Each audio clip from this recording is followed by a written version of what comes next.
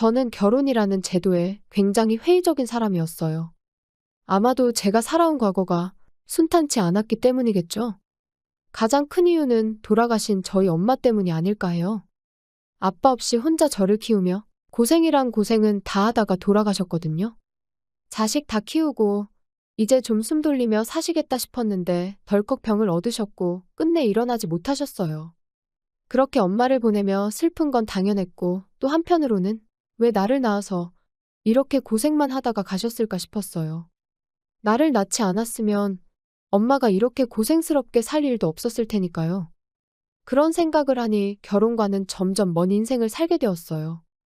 당연히 자식을 낳는 일도 부정적인 생각이 컸어요. 그러다 보니 결혼으로 이어지는 연애도 기피하고 내가 벌어서 나를 위해 투자하는 인생을 살고 있었어요. 그러다가 저와 생각이 비슷하다고 말하던 지금의 남편을 만나게 되었죠. 저는 이성과의 만남을 시작할 때 제 생각을 먼저 털어놓고 시작하곤 했어요. 그럼 대부분의 상대는 떠나갑니다. 그런 사람들만 겪어오던 저에게 본인도 아이를 낳고 싶지 않다던 남편은 신선한 느낌이었어요. 애도 낳지 않을 거면 결혼을 할 필요가 있을까 생각하던 저와는 달리 남편은 서류상으로도 가족이었으면 좋겠다고 얘기를 했어요. 그래서 아이는 낳지 않기로 합의를 하고 저희는 결혼을 했습니다. 처음엔 좋았어요. 둘만의 신혼을 즐기는 거요. 그런데 뭔가 이상하다고 느낀 건 결혼한 지 1년쯤 지났을 쯤이었어요. 저희 남편은 위로 형, 아래로는 여동생이 있어요. 형과는 10살이 넘게 차이가 나더라고요. 그런데다가 결혼까지 일찍 하셔서 자식만 셋이 있으세요. 첫째는 고등학생, 둘째와 셋째는 중학생입니다. 남편 여동생은 아직 미혼이에요. 남편네 가족을 옆에서 지켜보면 모든 것은 아주버님네 위주로 돌아가요. 가장 중요한 게 아주버님네 자식들, 그 다음이 아주버님네, 그리고 시부모님과 남편, 여동생은 비슷비슷하고요. 손주들이 그 집뿐이니 어찌 보면 당연하겠죠? 게다가 첫째 조카가 공부를 정말 잘해요. 공부 잘한다고 소문난 학교에서도 전교 순위를 다툴 정도의 영재예요.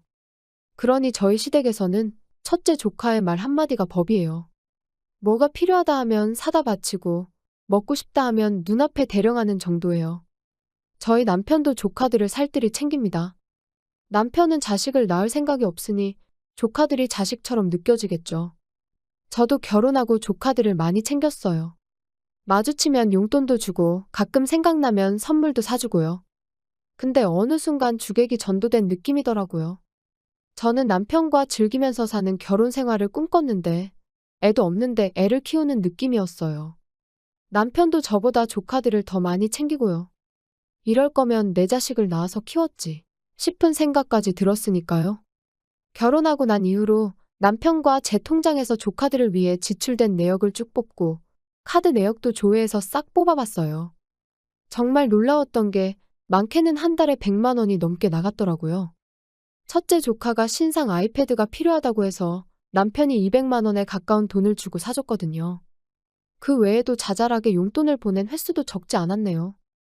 한 번에 3명분의 용돈이 나가니까 한 번만 줘도 몇십이에요. 티끌 모아 태산이라더니 작은 지출을 모아보니까 그 금액이 눈덩이처럼 불어난 거예요. 이게 남편 용돈 내에서 나가는 것뿐만 아니라 저희 생활비 공금 통장에서도 지출이 됐더라고요. 제 월급까지 조카들에게 나갔다는 소리잖아요? 한두 푼이야 그러려니 하겠지만 이렇게 매달 큰 지출을 하고 있었다니 어지러질했어요. 내가 이러려고 결혼했나 싶고요. 저는 부모님도 안 계시니까 저를 위해 사치하는 게 전부거든요. 근데 남편은 본인 지출 외에도 시부모님 그리고 조카들까지 챙기니 저보다 두세 배는 더 쓰는 셈이죠. 저는 결혼 전이나 지금이나 버는 돈은 똑같은데 저를 위해서 쓰는 돈은 줄어든 상황이 된 거예요. 이렇게는 못 살겠다 싶어서 남편과 얘기를 했어요. 내가 결혼하고 당신 식구들을 위해서 쓴 내역이야.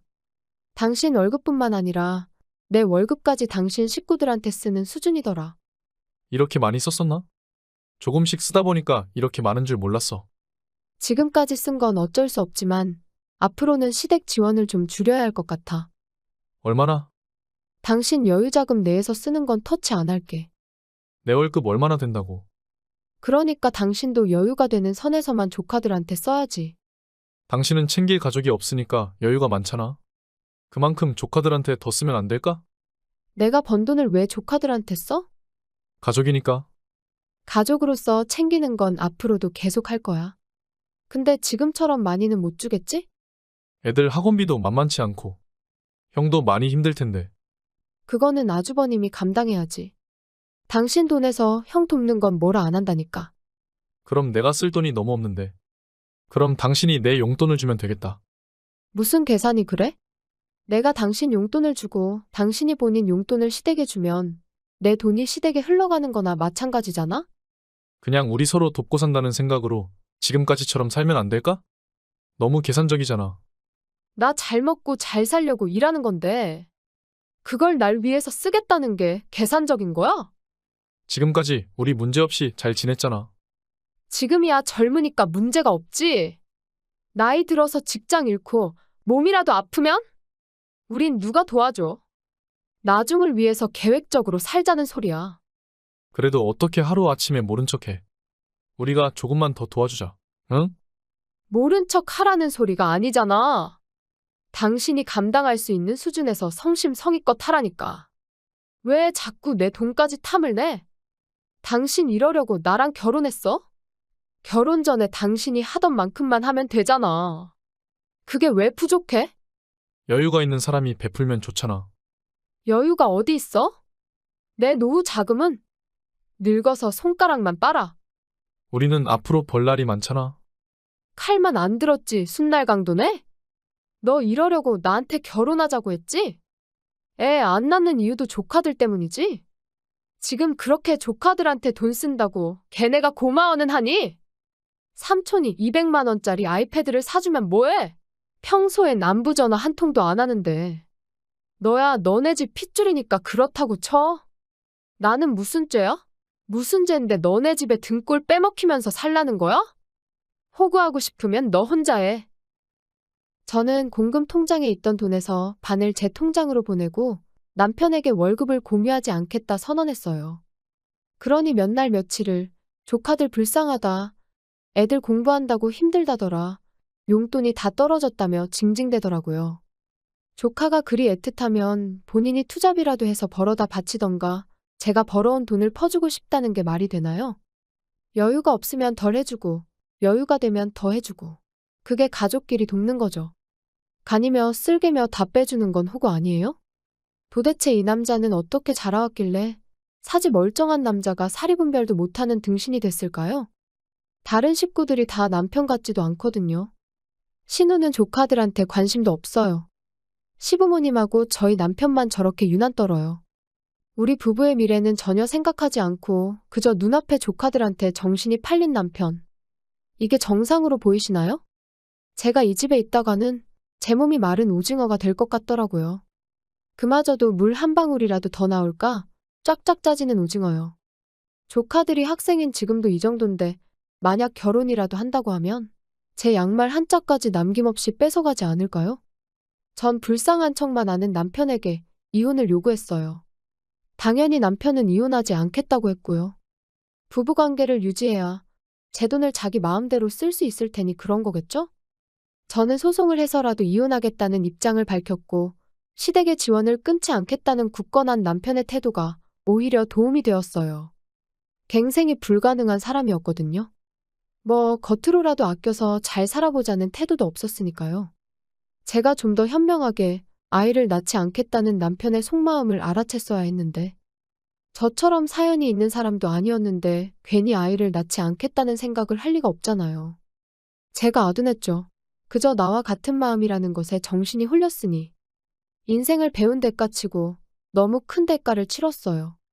그래도 결혼 생활이 10년이 아닌 1년이었다는 것에 감사하려고 해요. 결국 전 이혼을 하고 발을 뺐지만 남편은 평생 뜯기며 살겠죠. 남편이 저 집안의 친자식이 맞는지 의심될 정도예요. 아니면 혹시 조카가 남편의 숨겨둔 자식인가 하는 바보 같은 생각도 해봤어요. 나이와 외모를 보면 저 집안 사람은 맞는 것 같지만요. 제가 누굴 걱정하겠어요. 제 코가 석자인데요. 저 외에 누굴 걱정하는 것 자체가 제게는 사치겠죠. 하나 감사한 점은 정말 다시는 결혼 생각이 안 날 것 같아요. 혹시나 또 바보 같은 결정을 하게 된다면 이때 결혼 생활을 떠올려서 정신 차릴 수 있겠죠. 그것만으로도 좋은 경험 했다고 생각해요. 그렇죠?